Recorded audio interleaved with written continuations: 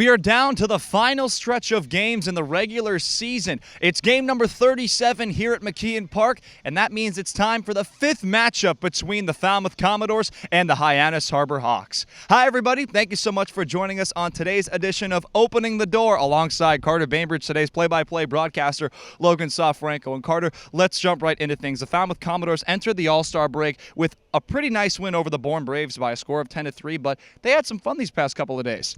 That's right. So that victory for the Dores was a little bit more fun. 10-3 over Bourne right at the All-Star break. And then 2 straight days. One was the All-Star game out at Spillane Field where we saw a couple different Commodores get on the action. Colby Halter, Andrew Pinckney started that game. Philip Abner came into pitch. Alex Mooney made an appearance in that game. Levi Wells impressed in that game. So a lot of good stuff to go around as far as Falmouth was concerned in the All-Star game. It was a great time. We were there. Trey was there as well as part of our media team. And then yesterday, just a day to decompress. We've seen a lot of games in this month of July, but now the Dores are back in action today against a division-leading Harbor Hawks squad that they've had trouble with this year. The Hyannis Harbor Hawks have actually already punched their ticket to the 2022 CCBL playoffs, and you talked about it yesterday, just a day to have fun and relax. A couple of the boys went fishing yesterday. Peyton Stovall caught himself a pretty big fish, so there you go. But you talked about it. The Hyannis Harbor Hawks have had the Commodores' number this year. The Commodores are 1-4 combined against these Hyannis Harbor Hawks.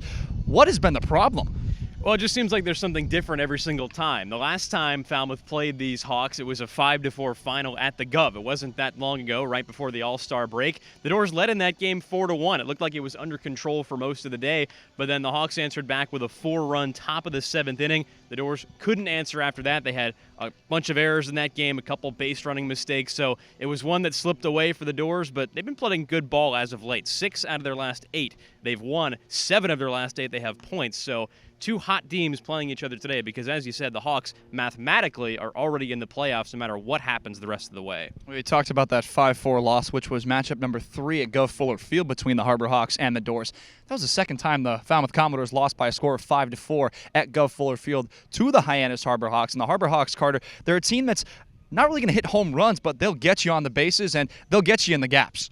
That's been the Hawks' MO this year. They don't rank very highly in the power categories on offense, but they do in average, they do in on base. They steal a ton of bases. They have Riku Nishida, Mitch Jebb, the league leaders in those categories. So a lot of contact, a lot of speed. They field the ball very well, and they have a pretty good pitching staff. So for the Dores, that's what they're facing today. On the other side, Falmouth has struggled defensively. We saw that was a problem for the Dores the last time these two teams played, so that could be a big factor today. Hyannis' good defense, solid play, putting pressure on the Falmouth defense versus what has been a pretty error-prone squad for the Dores, seeing how they respond today. Well, you talked about the pitching. The pitching matchup today is going to be Will Johnston for the Falmouth Commodores and then Jay Driver for the Hyannis Harbor Hawks. So, Carter, kind of matchup like this where we're probably not going to start at 6 p.m. Hopefully we are and get a couple of innings because for the second time here at McKeon Park, rain could be a big part of today's game. But pitching matchup, Johnston, Driver.